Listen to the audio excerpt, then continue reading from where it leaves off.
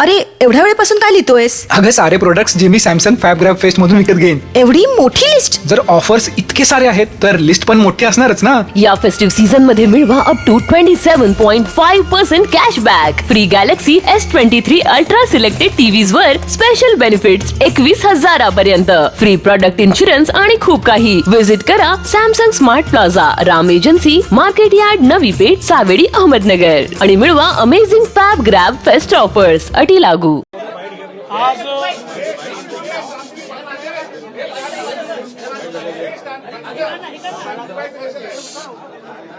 आज मंत्रिमंडळामध्ये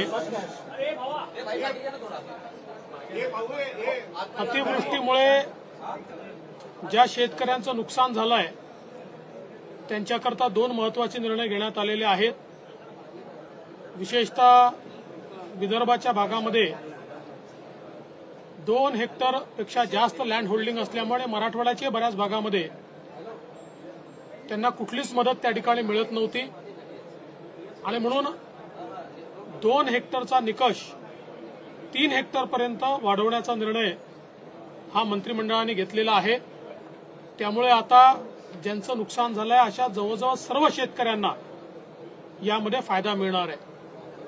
ज्यांची जमीन खरडून गेली आहे त्यातही 2 हेक्टरपेक्षा जास्त ज्यांच्याकडे जमीन आहे त्यांची जमीन खरडून गेली तर त्यांना कुठली मदत मिळत नव्हती.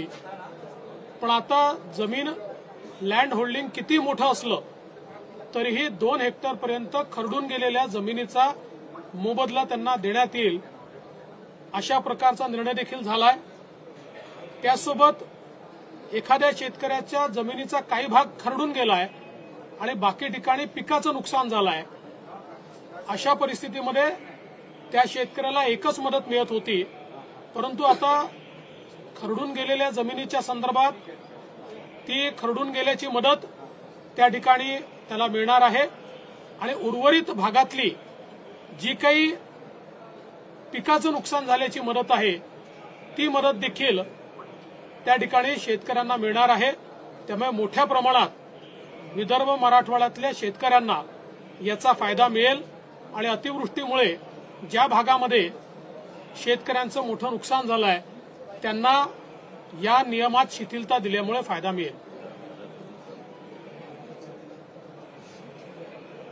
आपल्याला कल्पनाच आहे की मराठा आरक्षणाच्या संदर्भात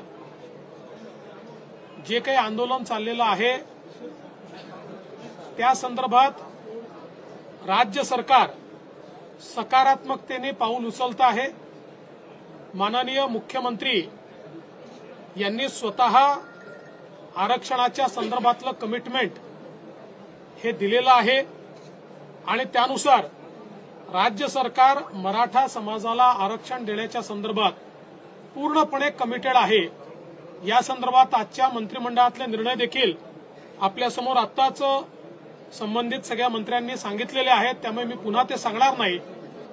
पण याच वेळी काही लोक या आंदोलनाचा फायदा घेऊन हिंसा करण्याचा प्रयत्न करतायत आणि विशेषतः ज्या प्रकारे काल बीडमध्ये काही लोकांनी त्या ठिकाणी लोकप्रतिनिधींचे घरं जाळ, काही विशिष्ट समाजाच्या लोकांना टार्गेट कर, काही लोकांचे हॉटेल, दवाखाने जाळ, प्रतिष्ठानं जाळ, अशा प्रकारचं जी कारवाई केली आहे ही कारवाई अत्यंत चुकीची आहे. त्याची अतिशय गांभीर्याने दखल ही राज्य सरकारने घेतली आहे. अशा सर्व लोकांवर पोलीस आणि गृह विभाग कडक कारवाई करेल. विशेषतः लोक घरात असताना घरं जाळण्याचा जो प्रयत्न झालेला आहे त्याचे सगळे व्हिडिओ फुटेजेस मिळालेले आहेत. 50-55 लोक आयडेंटिफाय झाले आहेत. उर्वरित लोकांना आयडेंटिफाय करण्यात येत आहे. या सगळ्या लोकांना त्या ठिकाणी पोलीस 307च्या अंतर्गत जीवे मारण्याचा प्रयत्न केला याच्या अंतर्गत त्यांच्यावर कारवाई करणार आहेत. अशा प्रकारे कोणाला मारून टाकण्याचा प्रयत्न, कोणाची प्रॉपर्टी जाळण्याचा प्रयत्न हा जर होत असेल तर मला असं वाटतं की पोलीस बघ्याची भूमिका त्या ठिकाणी घेणार नाहीत. आणि म्हणून अतिशय कडक अशा प्रकारची कारवाई या संदर्भात करण्यात येणार आहे. जिथे शांततापूर्ण आंदोलनं चाललेली आहेत त्याच्यावर कुठलीही कारवाई करण्यात येणार नाही. शांततापूर्ण आंदोलन करण्याचा सगळ्यांना अधिकार आहे. त्यांचं म्हणणं ऐकून घेतलं जाईल. मात्र हिंसेला कुठेही थारा दिला जाणार नाही. या संदर्भात आवश्यकतेप्रमाणे ऍडिशनल फोर्सेस मागवण्यात आलेले आहेत, मोबिलाइज करण्यात आलेले आहेत, ते ठिकठिकाणी ठेवण्यात आलेले आहेत. आणि जोपर्यंत या ठिकाणी शांतता होत नाही आणि अशा फोर्सेसला त्या ठिकाणी पकडलं जात नाही तोपर्यंत पोलिसाची कारवाई सुरू राहील. आणि या संदर्भात दुर्दैवाने ज्यावेळेस अशा घटना घडत होत्या त्यावेळी काही राजकीय पक्षांचे नेते किंवा कार्यकर्ते देखील त्याच्यामध्ये सामील असल्याचं लक्षात येत आहे. त्याचे व्हिडिओ फुटेजेस एसर्टन झाल्यानंतर त्याची माहिती देखील आपल्याला पुरवण्यात येईल.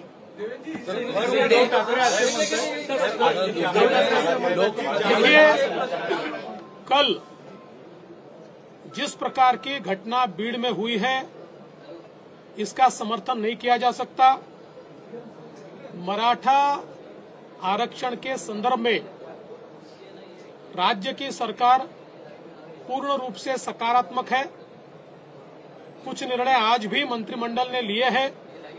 लॉन्ग टर्म में इस प्रश्न को छुड़ाने के लिए सुप्रीम कोर्ट की क्यूरेटिव पिटीशन भी अभी मेंशन की गई है और सुप्रीम कोर्ट उसको सुनने वाला है. ऐसे समय कुछ लोग जानबूझकर हिंसा फैलाने का जो प्रयास कर रहे हैं, ऐसी हिंसा को बर्दाश्त नहीं किया जाएगा. उनके ऊपर कार्रवाई होगी. कई लोगों को आइडेंटिफाई किया गया है. सारे सीसीटीवी फुटेजेस हमको मिले हैं. इनमें जो लोग दिखाई पड़ रहे हैं उन्होंने सीधे सीधे लोगों को जिंदा जलाने का प्रयास किया है. ऐसे समय उनके ऊपर 307 की धारा के तहत व्यक्तियों को जान से मारने की कोशिश करना, इस प्रकार की कार्रवाई की जाएगी. जो शांति के साथ आंदोलन कर रहे हैं उनको आंदोलन करने दिया जाए. विशेष अधिवेशन बोलवण्यासंदर्भात आज काही चर्चा झाली आहे का? दुसरं महत्वाचं, काही ओबीसी नेते तुमच्याकडे काल आलेले होते.